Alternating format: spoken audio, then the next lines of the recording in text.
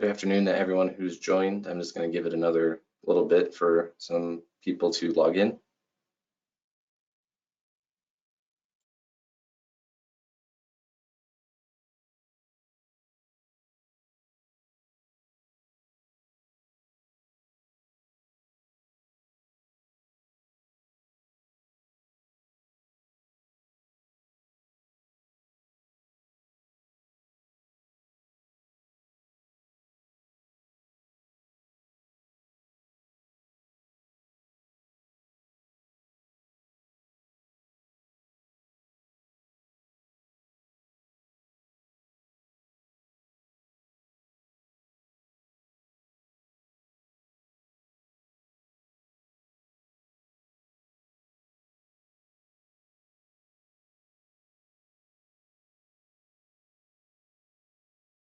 All right, I'll get started. It seems like people are still coming in, but this meeting will be recorded, so if anyone misses anything, it'll be posted on the MPO website.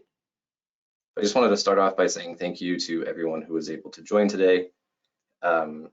We are going to be talking about transportation demand management and the TDM action plan that the MPO is working on. And with that, let's get started. To make sure that this isn't just me talking at you guys the entire time, I do have some poll everywhere questions later. These are just some directions about how to log in, but these directions will also be on the same page as the questions as those come up. And I also want to point out that on GoToWebinar, there is an opportunity. There's both a chat section as well as a Q&A section. So if anything comes up during this webinar, just feel free to pop it in there. It should pop up on my screen, so I'll be able to answer those questions as we go. And with that,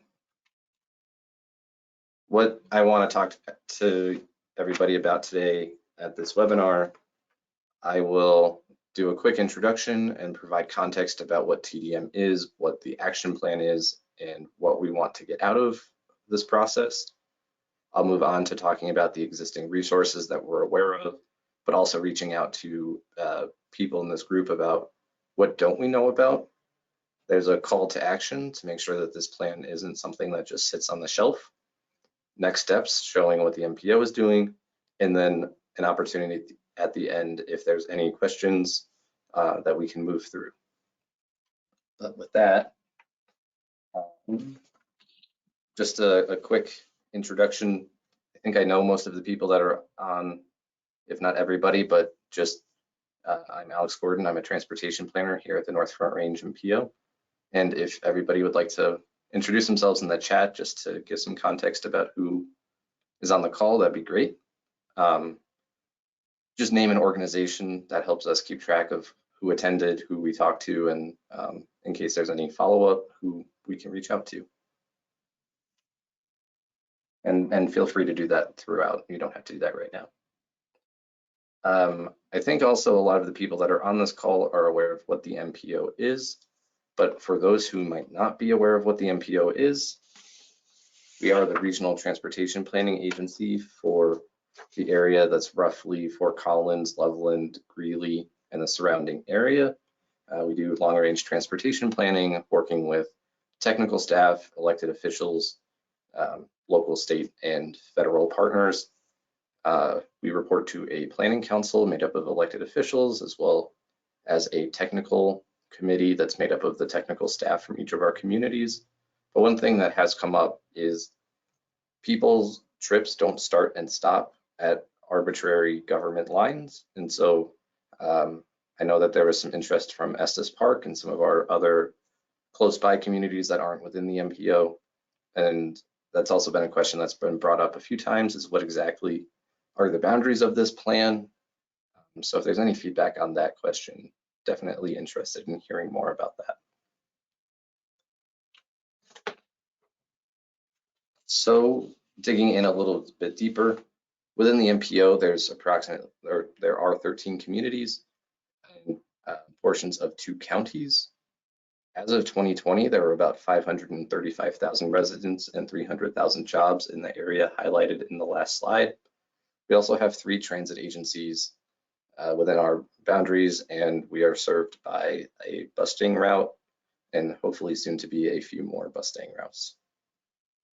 By 2050, DOLA expects that the MPO region will grow to 875,000 residents, which is almost a 2/3 growth in what we have compared to 2020, and almost a 3/5 increase in jobs at 475,000. So one of the things that we want to do now is how do we get things moving and in place for the 340,000 additional residents and the 175,000 additional jobs that we expect to come to just the MPO region. That doesn't include Estes Park or Wellington or any of the Weld County communities that are just outside of the MPO boundary. In addition to planning, the MPO also has these other programs that are a little bit more short-range implementation type programs. So for many years, we've had the VanGo program, where you pay one monthly fee and that pays for gas, insurance, maintenance, and you can share the driving. So if you're starting in a relatively similar location and ending in a relatively similar location, you're able to just pay this monthly fee, get the van, and then not have to drive your own car everywhere. Similarly, with Ride NoCo, the idea of this program is to provide help in figuring out what transportation is available for older adults and people with disabilities. But there's also been a lot more conversations about identifying how Ride NoCo can be a tool in TDM if we are already considering how to help people with the most need, like older adults and people with disabilities. Can we expand those services a little bit more to also assist commuters and people who are just looking for additional options? So there are links to both of these programs at the bottom, and definitely recommend checking them out. So moving on from what the MPO is to the purpose of why we are on this call today. TDM is Transportation Demand Management, and the idea is that it's not a one-size-fits-all. It can be a whole toolbox of different strategies. So for some people, it might make sense to van pool. For other people, it might make sense to work from home. For other people, it might make sense to be able to combine trips by riding their bike. It's not us or any government telling you what to do, but it is trying to make sure that people have options so that driving your own vehicle everywhere is not the only option that people have. And just also clarifying that some of the strategies can be van pooling, carpooling, school pooling, providing subsidized transit passes or free transit passes. There are some tax benefits that I have a slide on a little bit later, and also includes things like working from home and telework policies. And so those are just some of the strategies. They can be done for everyday trips. They can be done for commuting. It's a whole smorgasbord of options. And so transitioning into what the MPO is doing, we are working on a TDM action plan that came out of a recommendation from our planning council to redevelop a TDM program. There was a TDM program called Smart Trips at the MPO, but the last standing piece of that is the VanGo program. And so we are looking at using this TDM action plan as well as a TDM work group to identify what a regional program for 2022 and beyond looks like. So our timeline for working on this plan is it started in winter earlier this year, and we expect this plan to be adopted by our planning council later this fall into early winter. So throughout, we've talked to a few different groups and just highlighted some of the things that have really stood out about why people should care about TDM. And this also came out of a question that we received from the Loveland Transportation Advisory Board. They asked, what exactly is the vision of the TDM program? What does success look like? And one of the things that we realized was the MPO's goal is just to get options out there to make it so that people have options, improve our air, et cetera. But for a lot of people, they can see TDM through a lot of different lenses. So the next two slides show the four things that have really stood out the most. This first eagle, majestic eagle, represents that we are doing a lot of this work because of efforts that are happening at the state level and also what is happening at the federal level. And so creating a program that makes sense regionally for us while everything is voluntary is a very different conversation than doing this all while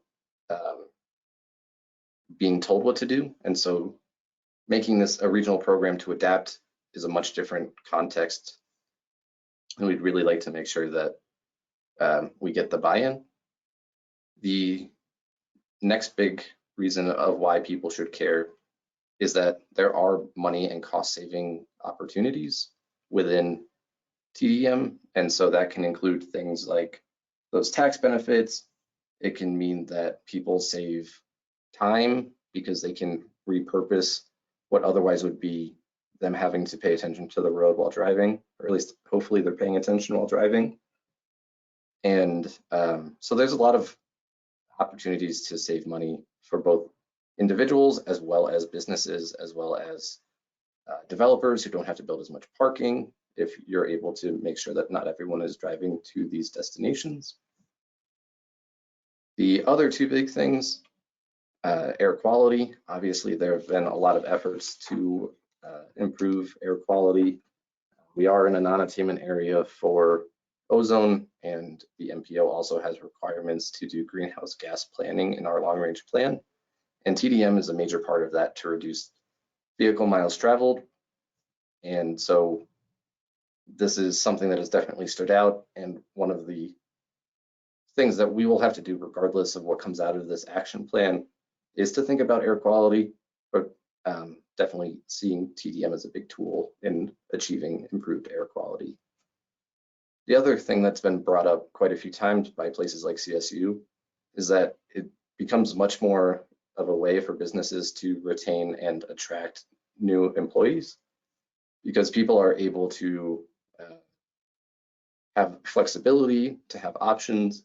And so it's a way to win more people over, to get a more diverse crowd, and to hopefully build a better culture at offices and different businesses. So I mentioned the existing resources that are available. Obviously wanting to start with money because that I think is what really attracts people to these types of conversations. And so the one on the left is from the federal government, and it is a pre-tax benefit. So there are two options where the employer can either pay for van pooling, transit, or certain parking requirement or parking directly themselves, or the employee can pay with pre-tax income, or you can do a combination of the two. And the idea there being that I think it's up to $250 per month can be used to pay for a van pool or a transit pass, reducing the payroll tax or the income tax. And so more money ends up in the pocket of people who need it. And then within the last year, the Colorado legislature passed the Alternative Transportation Options Tax Credit, which provides money back up to $250,000 per year per employer and $2,000 per employee if they provide funding for ride sharing or van pooling, e-bikes and bicycles, or they invest in a guaranteed ride home program. So just two options right off the top for both the federal and the state level of ways to put more money into the pockets of individuals or into businesses. More existing resources include things like the TDM grant program that CDOT has right now. There are two programs within that. The TDM Innovation Grant are for programs like Fort Collins has a program right now to work through equity with micromobility. And so they are working to create educational programs and figure out how to get more supportive services for low-income and minority populations to use the e-scooters, the spin micromobility that exists here in Fort Collins. And then the TMO seed funding grant is to provide funding for organizations that provide additional transportation options for areas where there isn't already one. So there are quite a few in the Denver metro region, but we do not have any TMOs up here in our region. So we would be eligible to go for either of those grants as the MPO to implement some of the recommendations that I'll talk about later in this presentation. CDOT also has this tool, a toolkit to create a TDM plan. And so that helps developers, that helps communities figure out what do we need to think about to implement TDM within what we're already doing. Fort Collins also received funding for this telework toolkit. And so going to this website on the FC.gov website provides a lot of samples for how agencies can create a telework policy, what the procedures look like, and provides a lot of the tools needed so that it's not starting from scratch, which I know it can be daunting if you don't have any of these services before, what does this mean? And so being able to start from a toolkit is definitely a big step forward.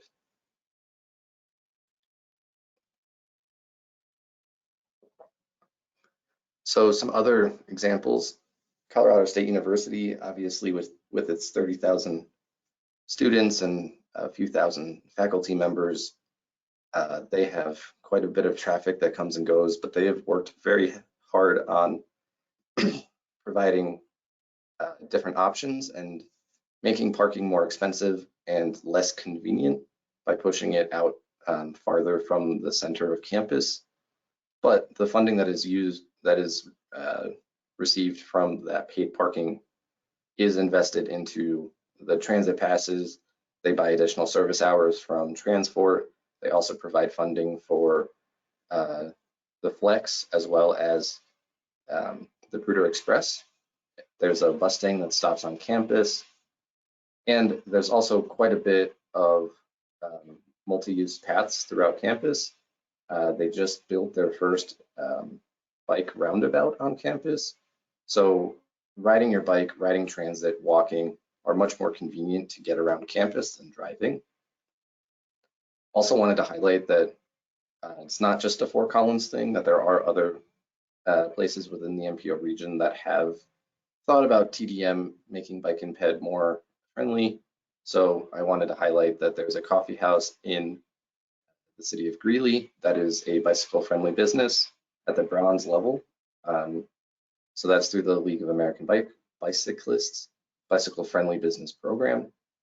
And I think it's great to be able to highlight that it's not just a Larimer County or Fort Collins thing, that it is something that means something throughout the region.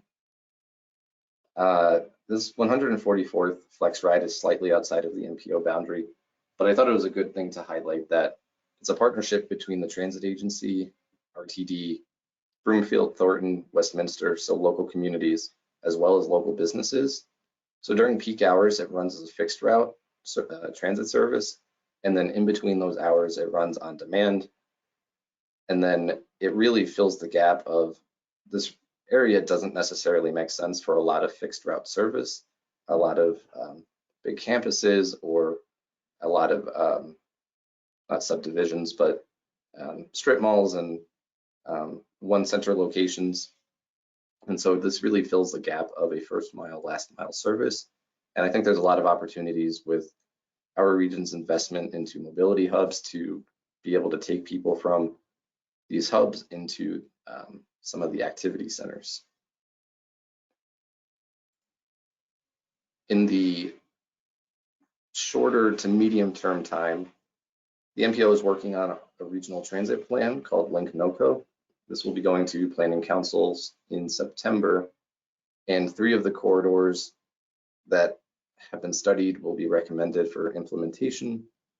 Those being connecting downtown Loveland to downtown Greeley, connecting Fort Collins to Greeley over a phased or with a phased approach so that in the short term, investments in the Pruder Express to make it more competitive, medium term being bus rapid transit, and then long term being a train service that would connect those two downtowns through Windsor. And the third is connecting downtown Loveland to downtown Windsor, really creating this nexus point in the middle of our region in Windsor and being able to provide a lot more mobility options. I mentioned earlier our Ride No-Co program. There's a trip discovery tool that they have been working on, which is really focused on connecting multimodal trips. So that is also tying in some of our volunteer providers up here. So it's not just looking at transit, but it's also looking at paratransit. It's looking at our Saint in Fort Collins and Loveland, 60 Plus Ride in Weld County. And so right now this is in the beta testing and hopefully will be released in the next few weeks to few months. But I think it'll be a great tool and hopefully cut down on some of the anxiety of having to plan a new trip or figure out what exactly your options are. And so we get to our first poll question. So assuming that poll everywhere works, attendees should be able to go to pollev.com/NFRMPO974.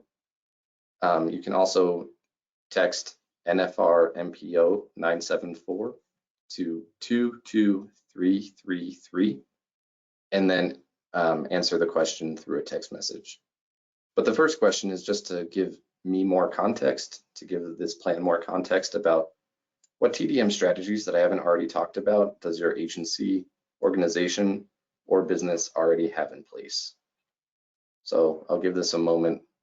I'll also take a few drinks of water, and hopefully these populate on screen.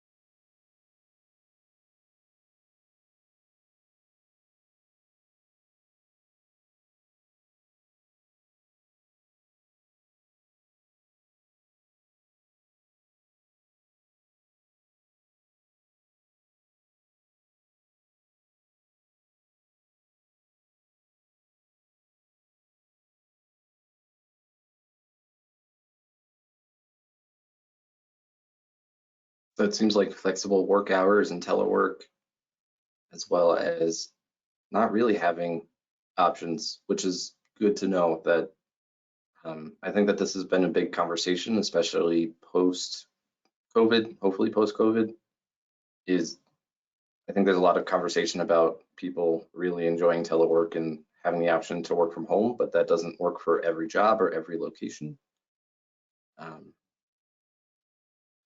And hopefully if there are some resources that we could share, it would open up the conversation to have some more teleworking or flexible work hours.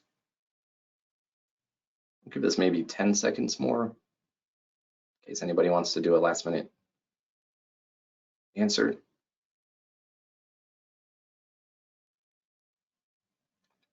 Yeah, it seems like telework is.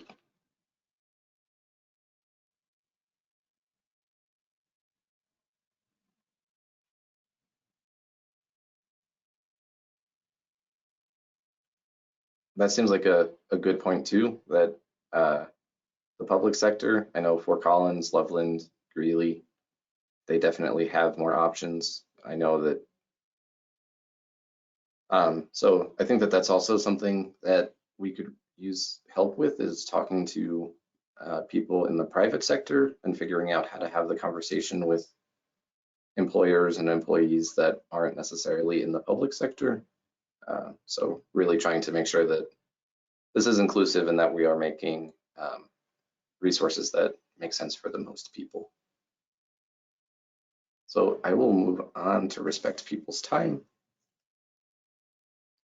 but definitely appreciate people on the phone participating.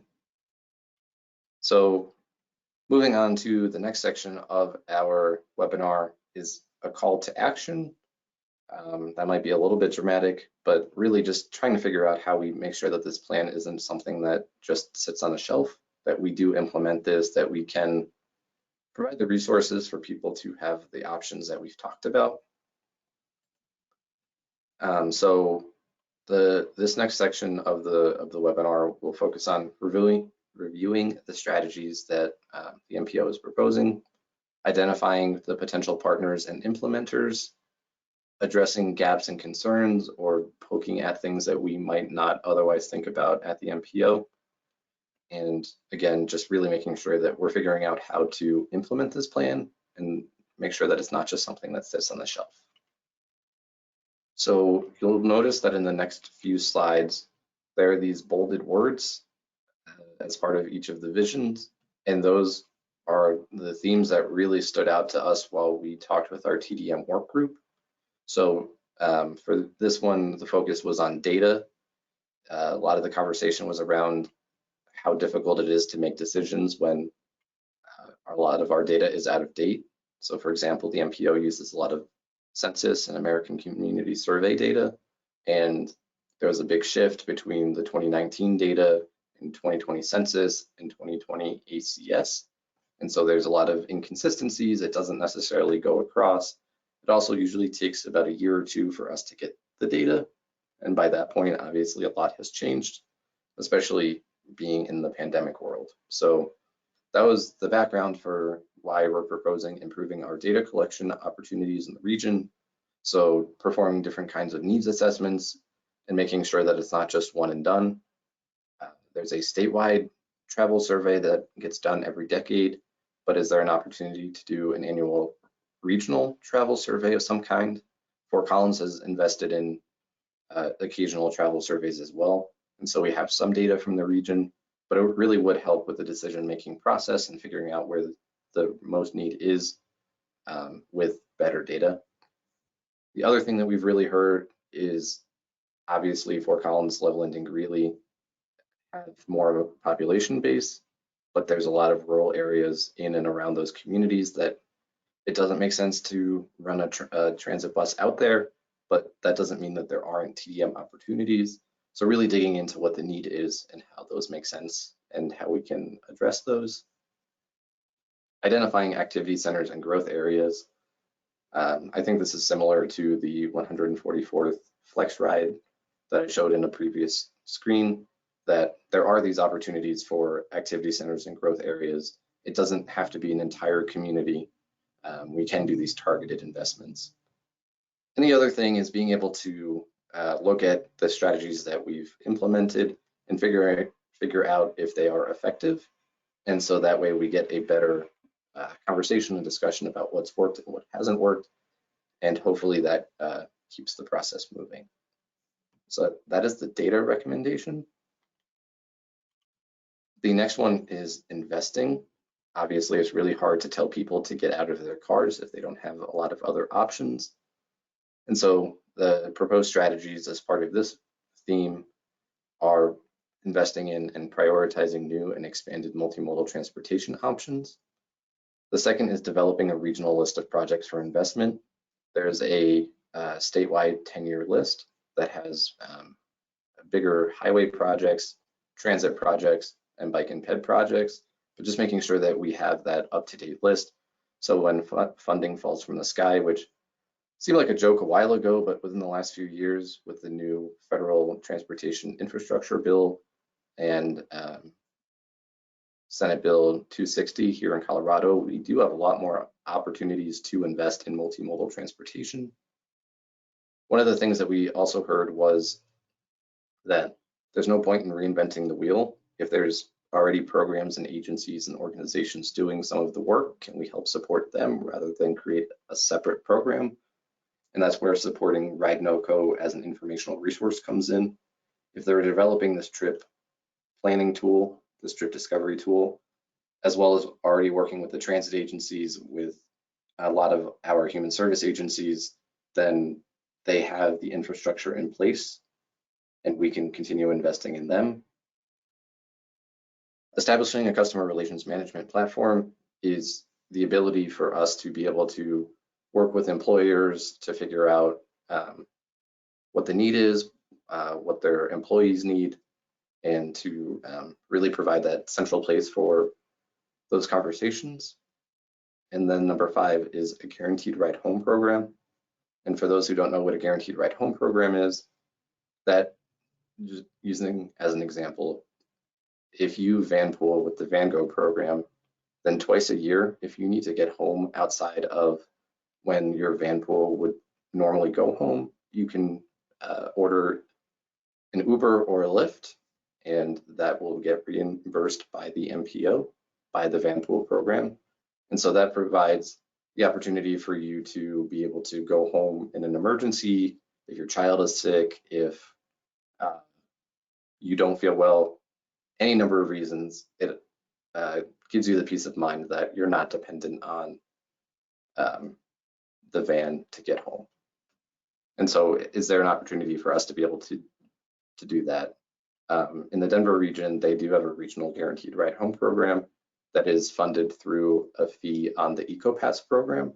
So businesses pay into that as part of the EcoPass program, but that provides additional support and resources for the people who take those multimodal trips. The other thing we heard quite a bit was partnering, and I think that really builds on not trying to reinvent the wheel. So providing forums for partners to support TDM, whether that's continuing the TDM work group or creating a website for people to be able to go to and find all of those the resources that already exist. It's really figuring out a way to keep those conversations going. I mentioned that we don't have a transportation management organization up here in the North Front Range region. We do have some funding set aside if there was an agency, organization, set of businesses that were interested in developing a TMO, but to this point, we have not seen too much interest in that yet. I mentioned this quite a bit, but creating that TDM toolkit so that way local businesses, local communities have a place to start and make sure that the resources make sense for Larimer and Will counties. And then finally, really focusing on building partnerships with areas where there are high traffic or where there is high traffic, but it's not related to commuting. One example that's been brought up quite a few times is school pooling. And so lines of cars will back up while parents drop off their children at school. So are there ways to develop more opportunities to work with school districts and organizations like that that do see those high traffic locations? Storytelling is also really big. Communicating to businesses, communicating to people, communicating back to the planning council and elected officials about the success or things that need to be updated or changed. Really focusing on communicating successes and things that need to be changed. So strategy number 1 is motivating new and different partners to participate. 2 is communicating the progress made toward additional mobility options. 3 is creating regional commuter rewards or building on things like the award ceremonies that the chambers already do, but really celebrating people, businesses, organizations that are making the change. And finally, communicating the benefit of investing in TDM during the development process, rather than trying to repurpose developments or retrofit. If we can start thinking about TDM more during the process, this one might be a little bit harder because I know the land use and development processes, it already has a lot of requirements, but hopefully if we start thinking about it in the building process, we're not going back and having to repurpose a big campus or a lot of disparate pieces. We can just do it as one general vision. The next one is creating more programming. This is developing more regional bike and transit education programs. A few years ago, the MPO did a busting travel training, which brought, I think, 40 older adults, so people over the age of 50. Together, we took a bus from Fort Collins and Loveland. They did local travel trainings on transport, on City of Loveland Transit, Colt, as well as on BATS, so Berthoud Area Transportation System.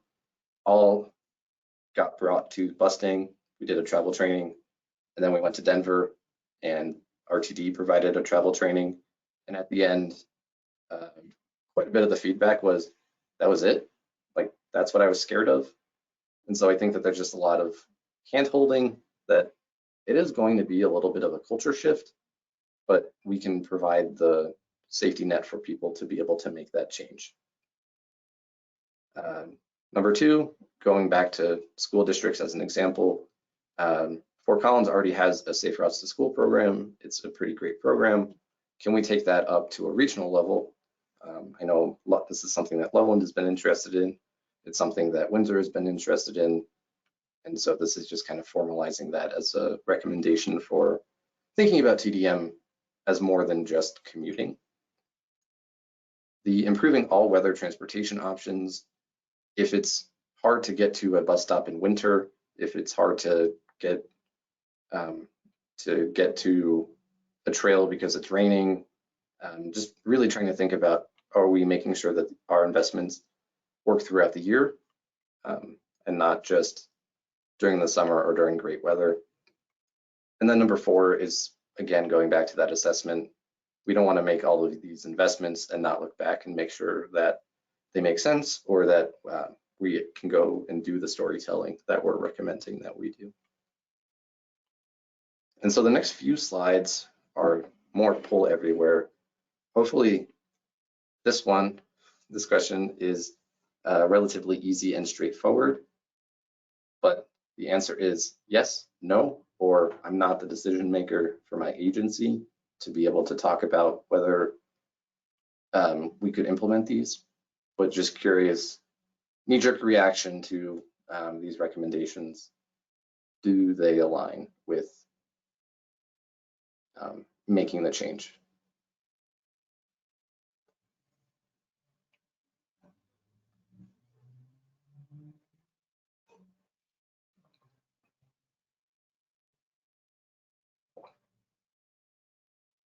I'll give maybe 30 seconds for this question.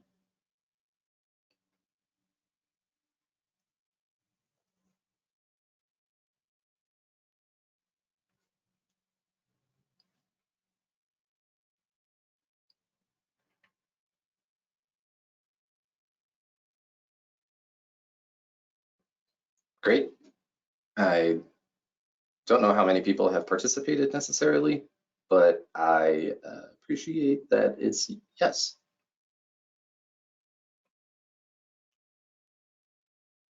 Moving on to the next question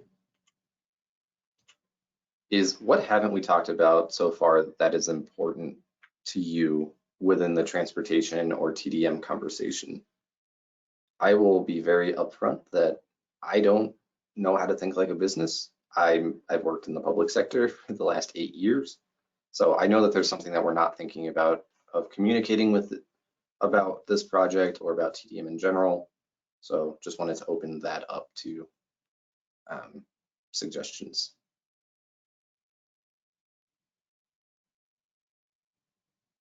And I know that this question's a little bit more difficult than the yes, no, so I will give it some time to think through.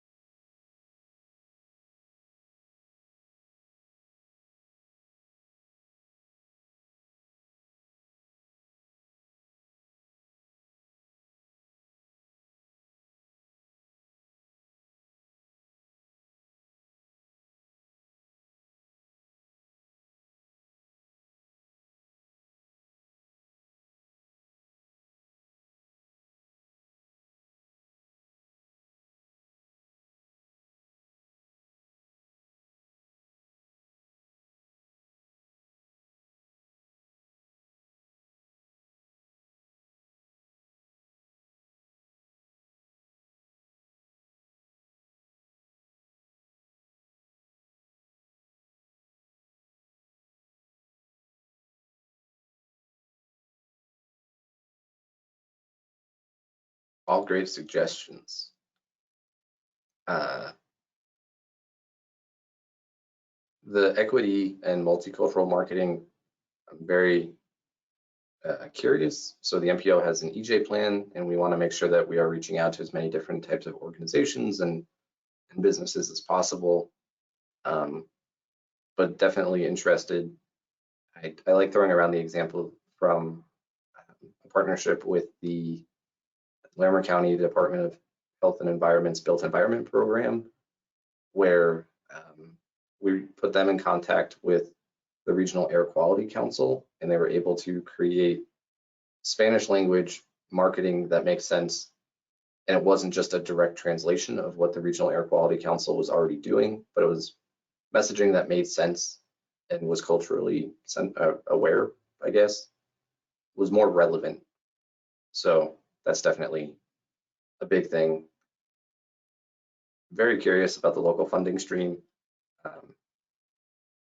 Obviously, the MPO is not advocating either way for that, but I think funding is going to be a big question about implementing TDM, definitely.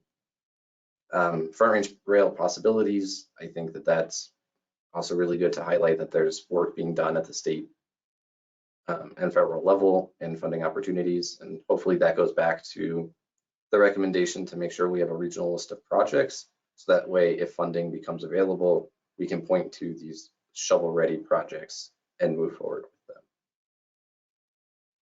So definitely all really great ideas, and definitely it also really helps when people tell us that these are important so that we can go back and it's not just me as part of my empire building.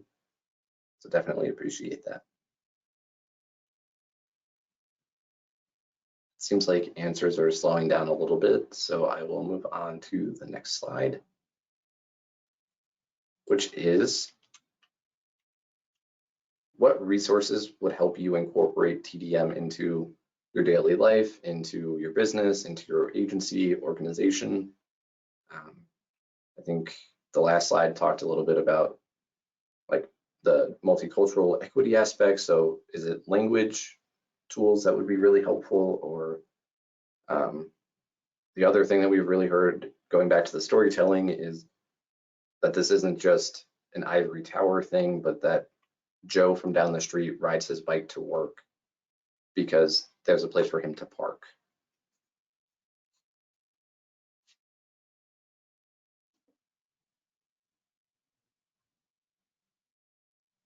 Yeah, having the central easy place to find information definitely makes sense. And definitely something that Red NoCo is taking very seriously as well.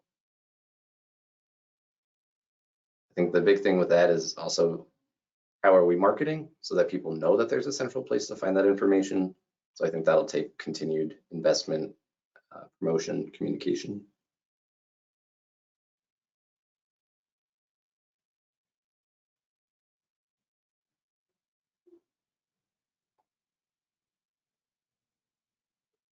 Yep, this definitely feels like reinforcing the conversations that we've been having throughout the year about the storytelling. It's promoting awareness.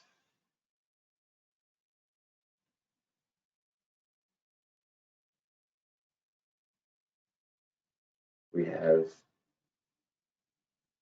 a different type of storytelling of working with businesses, of incorporating it into the budget process, and how this could help hit financial targets and hopefully promotion of those tax credits that I talked about earlier. But there are these resources that would make it a little bit more helpful, a little easier. And then definitely translating and making sure that we have resources in a whole different number of languages.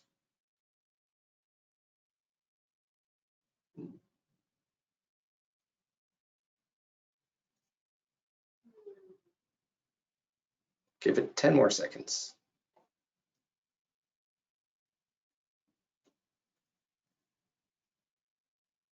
I also realize that this has been a lot of information. These are some pretty hefty questions, or they could be hefty questions. So my email is on the last slide of this presentation, of this webinar. And so if something comes, if you're thinking about it and you want to share more feedback on any of these questions, please feel free to call, email, get in contact.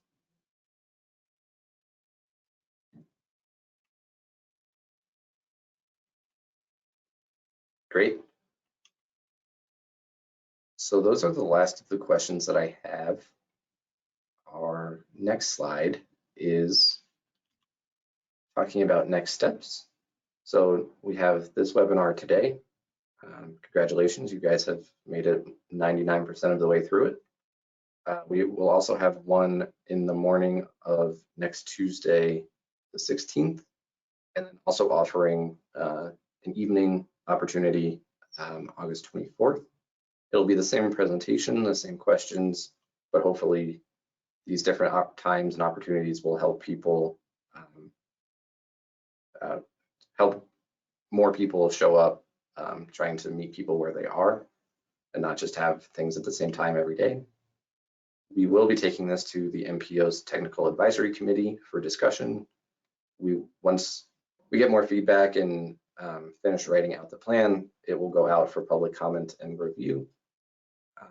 Take this back to our TDM work group to get their feedback, and then also building out the NFR MPO's TDM website. Right now it's a work in progress, but this recording will be uploaded to nfrmpo.org/TDM if you really want to listen to 50 minutes of your life again. And with that, I will stay on for a little bit in case anyone wants to put any questions into the chat or into the Q&A box. But that is the end of what I have prepared. I really appreciate everyone attending and providing feedback. It's been very helpful. And hopefully this has been good context for everybody on the webinar to go out into their contact networks and get more information. So thank you again, everybody.